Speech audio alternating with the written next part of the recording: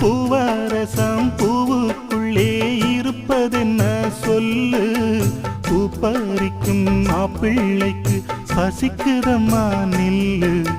பூவெடுத்து தேனெடுத்து எதுக்கு இங்கே வரணும், பரிதவிச்சு பசிச்சு நின்னா பந்தியும் போட்டு தரணும். ஆடி ஆடி பாடி வந்து அலையுதொரு குருவி, கீச்சு கீச்சு பேசுதையா மனச கொஞ்சம் துருவி.